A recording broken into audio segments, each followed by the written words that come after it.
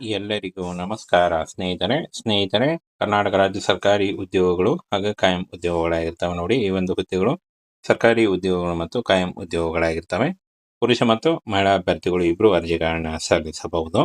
Associate, transfer ಮತ್ತು planner ಹಾಗೂ operator ಹುದ್ದೆಗಳಿಗೆ ನೇಮಕಾತಿ ಇರುತ್ತೆ ನೋಡಿ. ಈ ಒಂದು ಹುದ್ದೆಗಳಿಗೆ ಆಯ್ಕೆ ಮಾಡಿಕೊಂಡು ನೀವು ಅರ್ಜಿಗಳನ್ನ ಸಲ್ಲಿಸಬಹುದಾಗಿರುತ್ತೆ. ಸಂಪೂರ್ಣವಾಗಿ ಈ ಒಂದು ಹುದ್ದೆಗಳು ಕರ್ನಾಟಕ ರಾಜ್ಯ ಸರ್ಕಾರಿ ಉದ್ಯೋಗಗಳಾಗಿರ್ತವೆ ನೋಡಿ. ಕರ್ನಾಟಕ ಹುದ್ದೆಯ ಹೊಸ ಅಧಿಸೂಚನೆ ನೋಡಿ.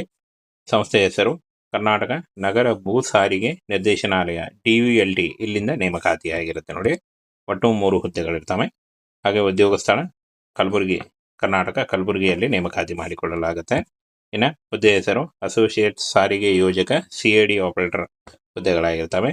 ಸಂಬಳ ನೋಡಿ ಪ್ರತಿ ತಿಂಗಳಿಗೆ 50,000ದಿಂದ 84,000ವರೆಗೂ ಪರ್ ಮಂತ್ ಸ್ಯಾಲರಿ ಆಗಿರುತ್ತೆ. ಈ ಒಂದು ಹುದ್ದೆಗಳು ಕಾಯಂ ಉದ್ಯೋಗಗಳಾಗಿರ್ತವೆ.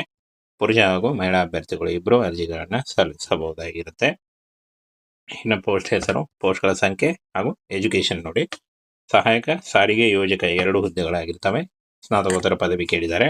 CAD ಆಪರೇಟರ್ ನೋಡಿ 1 ಹುದ್ದೆ ಇದೆ. ಈ ಒಂದು ಹುದ್ದೆಗಳಿಗೆ PUC, ಡಿಪ್ಲೊಮಾ, BE ಅಥವಾ BTech ಮಾಡಿದಂತಹ ಅಭ್ಯರ್ಥಿಗಳು ಅರ್ಜಿಗಳನ್ನ ಸಲ್ಲಿಸಬಹುದಾಗಿರುತ್ತೆ. ಹಾಗೆ ಯಾವ ರೀತಿಯಾಗಿ ಅರ್ಜಿಗಳನ್ನ ಸಲ್ಲಿಸಬೇಕು ಅಂತ ಕೂಡ ತಿಳಿಸ್ಕೊಡ್ತೀನಿ. ವಿಡಿಯೋನ ಕೊನೆವರೆಗೆ ನೋಡಿ. ಇನ್ನು ಪೋಸ್ಟ್ ಹೆಸರು ಹಾಗೂ ಸಂಬಳ ನೋಡಿ. ಸಹಾಯಕ ಸಾರಿಗೆ ಯೋಜಕ 61,000ದಿಂದ 84,000 ಇದ್ರೆ, CAD ಆಪರೇಟರ್ 50,000ದಿಂದ 73,000 ಪರ್ ಮಂತ್ ಸ್ಯಾಲರಿ ಆಗಿರುತ್ತೆ. ಇದು ಜಾಸ್ತಿ ಕೂಡ ಆಗ್ತಾ ಹೋಗುತ್ತೆ. ಹಾಗೆ TADA ಇನ್ನು ಹಲವು ಸರ್ಕಾರಿ ಭತ್ಯೆಗಳು ಕೂಡ ಇರ್ತವೆ. ಇನ್ನು ವಯೋಮಿತಿಯನ್ನು ನೋಡೋದಾದ್ರೆ 18ರಿಂದ 30 ವರ್ಷದ ಒಳಗಿನವರಾಗಿರ್ಬೇಕಾಗತ್ತೆ. OBC ಅಭ್ಯರ್ಥಿಗಳಿಗೆ 3 ವರ್ಷ, SC/ST ಅಭ್ಯರ್ಥಿಗಳಿಗೆ 5 ವರ್ಷ ಹಾಗೂ PWD ಅಭ್ಯರ್ಥಿಗಳಿಗೆ 10 ವರ್ಷಗಳ ವಯೋಮಿತಿ ಸಡಿಲಿಕೆ ಕೂಡ ಇರುತ್ತೆ. ಆದಷ್ಟು ನಿಮ್ಮ ವಯಸ್ಸಿನ ಲೆಕ್ಕಾಚಾರ ಮಾಡಿಕೊಂಡು ನೀವು ಈ ಒಂದು ಹುದ್ದೆಗಳಿಗೆ ಅರ್ಜಿಗಳನ್ನ ಸಲ್ಲಿಸಬಹುದು. ಅರ್ಜಿ ಶುಲ್ಕವನ್ನು ನೋಡೋದಾದ್ರೆ ಯಾವುದೇ ರೀತಿಯಾದಂತಹ ಅರ್ಜಿ ಶುಲ್ಕ ಇರಲ್ಲ. ಫ್ರೀಯಾಗಿ ನೀವು ಅರ್ಜಿಗಳನ್ನ ಸಲ್ಲಿಸಬಹುದು. ಇನ್ನು ಆಯ್ಕೆ ಪ್ರಕ್ರಿಯೆ ನೋಡಿ. ಸಂದರ್ಶನ ಇರುತ್ತೆ, ಕೇವಲ ಸಂದರ್ಶನ ಇರುತ್ತೆ ನೋಡಿ. ಯಾವುದೇ ರೀತಿಯಾದಂತಹ ಲಿಖಿತ ಪರೀಕ್ಷೆ ಆಗಲಿ, ಯಾವುದೇ ರೀತಿಯಾದಂತಹ ಅರ್ಜಿ ಶುಲ್ಕ ಆಗಲಿ ಇರಲ್ಲ. ನೇರವಾಗಿ ನೀವು ನೇಮಕಾತಿ ಹಾಗೂ ಅರ್ಜಿಗಳನ್ನ ಸಲ್ಲಿಸಬಹುದು. ಅರ್ಜಿಗಳನ್ನು ಆನ್ಲೈನ್ ಮೂಲಕ ಅಫಿಷಿಯಲ್ ವೆಬ್ಸೈಟ್ಗೆ ಹೋಗಿ ನೀವು ಅಪ್ಲಿಕೇಶನ್ ಫಾರ್ಮ್ ತುಂಬುವುದರ ಮೂಲಕ ಅರ್ಜಿಗಳನ್ನು ಸಲ್ಲಿಸಬಹುದು. ವಿಡಿಯೋ ಡಿಸ್ಕ್ರಿಪ್ಷನ್ ಬಾಕ್ಸಲ್ಲಿ ಇದರ ಒಂದು ಡೈರೆಕ್ಟ್ ಲಿಂಕನ್ನು ಕೊಟ್ಟಿರ್ತೇನೆ ನೋಡಿ. ಅಲ್ಲಿ ಹೋಗಿ ನೀವು ಅರ್ಜಿಗಳನ್ನು ಸಲ್ಲಿಸಬಹುದು. 2/6/2026ರಿಂದ ಅರ್ಜಿ ಸಲ್ಲಿಕೆ ಶುರುವಾದರೆ 15 ಜೂನ್ 2026 ಅರ್ಜಿ ಸಲ್ಲಿಸಲು ಕೊನೆಯ ದಿನಾಂಕ ಆಗಿರುತ್ತೆ ನೋಡಿ. ಈ ಒಂದು ಹುದ್ದೆಗಳಿಗೆ ಅರ್ಜಿ ಸಲ್ಲಿಸುವಾಗ caste income certificate, photo, educational documents, Aadhaar card ಮತ್ತು ನಿಮ್ಮ ಫೋಟೋ ಎಲ್ಲವನ್ನು ತೆಗೆದುಕೊಂಡು ನೀವು ಅರ್ಜಿಗಳನ್ನ ಸಲ್ಲಿಸಬೇಕಾಗತ್ತೆ. ಇದರ ಡೈರೆಕ್ಟ್ ಲಿಂಕನ್ನು ವಿಡಿಯೋ ಡಿಸ್ಕ್ರಿಪ್ಷನ್ ಬಾಕ್ಸಲ್ಲಿ ಇರುತ್ತೆ ನೋಡಿ. ಅಲ್ಲಿ ಹೋಗಿ ಆನ್ಲೈನ್ ಅಪ್ಲಿಕೇಶನ್ ಫಾರ್ಮನ್ನು ಫಿಲ್ ಮಾಡಿ. ಸ್ನೇಹಿತರೆ, ಕರ್ನಾಟಕ ರಾಜ್ಯ ಸರ್ಕಾರಿ ಉದ್ಯೋಗಗಳು ಹಾಗೂ ಕಾಯಂ ಉದ್ಯೋಗಗಳಾಗಿರ್ತವೆ ನೋಡಿ. ಈ ಒಂದು ಹುದ್ದೆಗಳು ಸರ್ಕಾರಿ ಉದ್ಯೋಗಗಳು ಮತ್ತು ಕಾಯಂ ಉದ್ಯೋಗಗಳಾಗಿರ್ತವೆ. ಪುರುಷ ಮತ್ತು ಮಹಿಳಾ ಅಭ್ಯರ್ಥಿಗಳು ಇಬ್ಬರು ಅರ್ಜಿಗಳನ್ನ ಸಲ್ಲಿಸಬಹುದು. ಅಸೋಸಿಯೇಟ್, ಟ್ರಾನ್ಸ್ಫರ್ ಮತ್ತು ಪ್ಲಾನರ್ ಹಾಗೂ ಆಪರೇಟರ್ ಹುದ್ದೆಗಳಿಗೆ ನೇಮಕಾತಿ ಇರುತ್ತೆ ನೋಡಿ. ಈ ಒಂದು ಹುದ್ದೆಗಳಿಗೆ ಆಯ್ಕೆ ಮಾಡಿಕೊಂಡು ನೀವು ಅರ್ಜಿಗಳನ್ನ ಸಲ್ಲಿಸಬಹುದಾಗಿರುತ್ತೆ. ಸಂಪೂರ್ಣವಾಗಿ ಈ ಒಂದು ಹುದ್ದೆಗಳು ಕರ್ನಾಟಕ ರಾಜ್ಯ ಸರ್ಕಾರಿ ಉದ್ಯೋಗಗಳಾಗಿರ್ತವೆ ನೋಡಿ. ಕರ್ನಾಟಕ ಹುದ್ದೆಯ ಹೊಸ ಅಧಿಸೂಚನೆ ನೋಡಿ. ಸಂಸ್ಥೆಯ ಹೆಸರು ಕರ್ನಾಟಕ ನಗರ ಭೂ ಸಾರಿಗೆ ನಿರ್ದೇಶನಾಲಯ DVLT. ಇಲ್ಲಿಂದ ನೇಮಕಾತಿಯಾಗಿರುತ್ತೆ ನೋಡಿ. ಒಟ್ಟು 3 ಹುದ್ದೆಗಳಿರ್ತವೆ. ಹಾಗೆ ಉದ್ಯೋಗ ಸ್ಥಳ ಕಲಬುರಗಿ, ಕರ್ನಾಟಕ ಕಲಬುರಗಿಯಲ್ಲಿ ನೇಮಕಾತಿ ಮಾಡಿಕೊಳ್ಳಲಾಗುತ್ತೆ. ಇನ್ನು ಹುದ್ದೆ ಹೆಸರು ಅಸೋಸಿಯೇಟ್ ಸಾರಿಗೆ ಯೋಜಕ CAD ಆಪರೇಟರ್ ಹುದ್ದೆಗಳಾಗಿರ್ತವೆ. ಸಂಬಳ ನೋಡಿ ಪ್ರತಿ ತಿಂಗಳಿಗೆ 50,000ದಿಂದ 84,000ವರೆಗೂ ಪರ್ ಮಂತ್ ಸ್ಯಾಲರಿ ಆಗಿರುತ್ತೆ. ಈ ಒಂದು ಹುದ್ದೆಗಳು ಕಾಯಂ ಉದ್ಯೋಗಗಳಾಗಿರ್ತವೆ. ಪುರುಷ ಹಾಗೂ ಮಹಿಳಾ ಅಭ್ಯರ್ಥಿಗಳು ಇಬ್ಬರು ಅರ್ಜಿಗಳನ್ನ ಸಲ್ಲಿಸಬಹುದಾಗಿರುತ್ತೆ. ಇನ್ನು ಪೋಸ್ಟ್ ಹೆಸರು, ಪೋಸ್ಟ್ಗಳ ಸಂಖ್ಯೆ ಹಾಗೂ ಎಜುಕೇಶನ್ ನೋಡಿ. ಸಹಾಯಕ ಸಾರಿಗೆ ಯೋಜಕ 2 ಹುದ್ದೆಗಳಾಗಿರ್ತವೆ. ಸ್ನಾತಕೋತ್ತರ ಪದವಿ ಕೇಳಿದ್ದಾರೆ.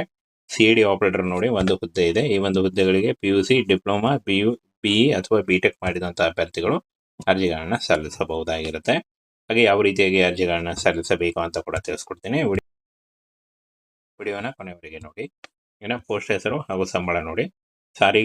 ಸಹಾಯಕ ಸಾರಿಗೆ ಯೋಜಕ 61,000ದಿಂದ 84,000 ಇದ್ರೆ, CAD ಆಪರೇಟರ್ 50,000ದಿಂದ 73,000 ಪರ್ ಮಂತ್ ಸ್ಯಾಲರಿ ಆಗಿರುತ್ತೆ. ಇದು ಜಾಸ್ತಿ ಕೂಡ ಆಗ್ತಾ ಹೋಗುತ್ತೆ. ಹಾಗೆ TADA ಇನ್ನು ಹಲವು ಸರ್ಕಾರಿ ಭತ್ಯೆಗಳು ಕೂಡ ಇರ್ತವೆ.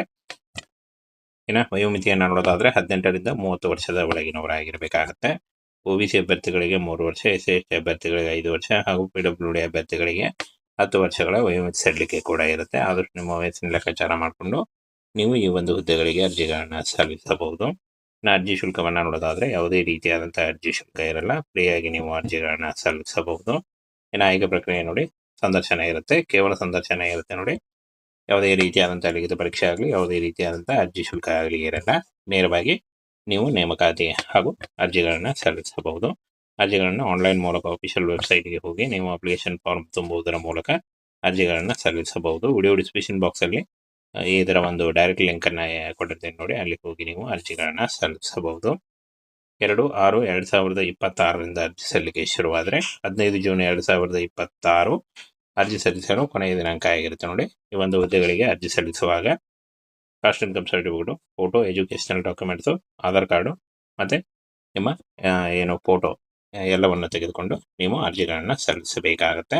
ಇದರ ಡೈರೆಕ್ಟ್ ಲಿಂಕನ್ನು ವಿಡಿಯೋ ಡಿಸ್ಕ್ರಿಪ್ಷನ್ ಬಾಕ್ಸಲ್ಲಿ ಇರುತ್ತೆ ನೋಡಿ, ಅಲ್ಲಿ ಹೋಗಿ ಆನ್ಲೈನ್ ಅಪ್ಲಿಕೇಶನ್ ಫಾರ್ಮನ್ನು ಫಿಲ್ ಮಾಡಿ